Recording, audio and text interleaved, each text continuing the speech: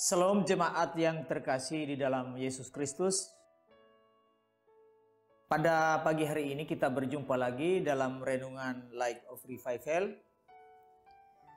Dan firman Tuhan yang akan kita belajar pada kesempatan ini, mari kita membacanya dari 1 Timotius pasal 5 ayat yang ke-6.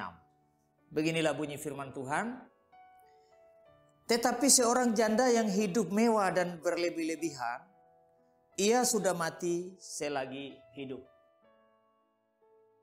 Nah, tema firman Tuhan yang akan kita belajar pada kesempatan pagi hari ini adalah sudah mati selagi hidup.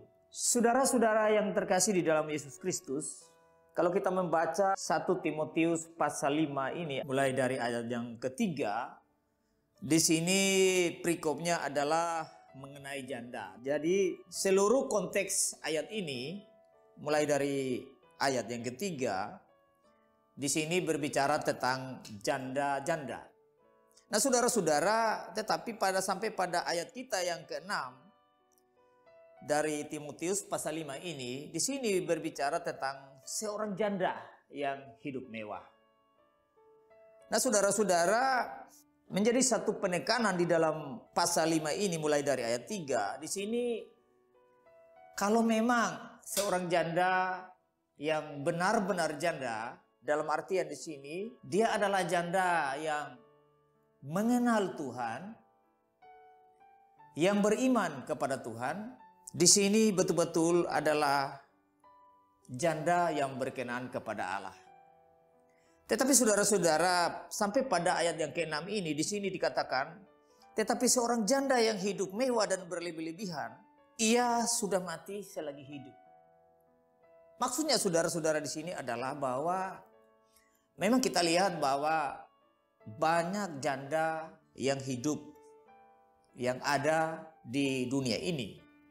Tetapi ternyata memang ada janda-janda yang betul-betul janda yang menghormati keluarganya, yang memelihara keluarganya, anak-anaknya secara baik. Tetapi memang ada janda yang hidup tidak karuan karena mereka lebih penting mengejar harta duniawi. Ya, walaupun mereka sudah hidup mewah dengan segala keadaan, keberhasilan, sampai mereka melupakan Tuhan. Sehingga ayat kita tadi mengatakan, ia sudah mati selagi hidup. Artinya di sini saudara-saudara, manusianya, janda di sini, dia hidup secara jasmani, tetapi mati secara rohani. Itulah yang dimaksud dengan sudah mati selagi hidup. Nah, saudara-saudara, walaupun kita bicara tentang janda di sini, ayat ini bicara tentang janda atau perikop ini, tetapi saudara-saudara, bukan saja hanya seorang janda yang membutuhkan kehidupan secara rohani. Artinya bukan saja seorang janda yang membutuhkan keselamatan, membutuhkan pengampunan dosa daripada Allah, tetapi juga seluruh manusia yang ada di bawah kolong langit ini tentunya membutuhkan keselamatan atau pengampunan dosa daripada Kristus. Karena itu saudara-saudara, walaupun perikop atau konteks dari bacaan kita ini adalah bicara tentang seorang janda, tetapi siapa saja di antara saudara yang belum terima Yesus sebagai Tuhan dan Juru Selamat, saudara juga termasuk orang yang sudah mati selagi hidup.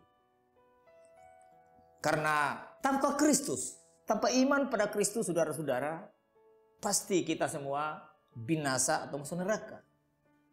Karena pada hakikatnya, pada dasarnya, kita adalah semua manusia berdosa yang akibat dari dosa dan pelanggaran kita hanyalah akan menerima upah atau akan menerima hidup kekal di neraka selama-lamanya. Karena itu saudara-saudara, pada kesempatan ini, di saat saudara mendengar firman Tuhan ini, jika saudara sudah mati selagi hidup, sebaiknya berimanlah kepada Kristus sebagai Tuhan dan penebus dosamu, supaya saudara memperoleh keselamatan yang kekal di surga selama-lamanya. Karena bukan saja hanya seorang janda yang membutuhkan keselamatan, tetapi semua manusia yang sudah mati selagi hidup akan membutuhkan keselamatan yang kekal bersama dengan Kristus. Karena itu, jangan saudara mengharapkan ketenaran, kemewahan, kebahagiaan yang bersifat semu ini membawa keselamatan bagi saudara. Sama sekali itu tidak akan membawa keselamatan. Saudara perlu sadar bahwa saudara adalah manusia yang berdosa, yang memerlukan keselamatan, memerlukan pengampunan dosa. Hanya kepada Kristus saja satu-satunya jalan keselamatan itu. Jangan buang kesempatan, karena kematian bisa menjemput kita kapan saja, di mana saja, supaya saudara sebelum dipanggil tetapi sudah memiliki iman kepada Kristus.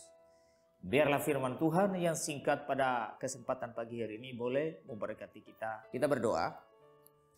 Terima kasih Bapa di surga atas kesempatan indah yang Kau berikan lagi bagi kami.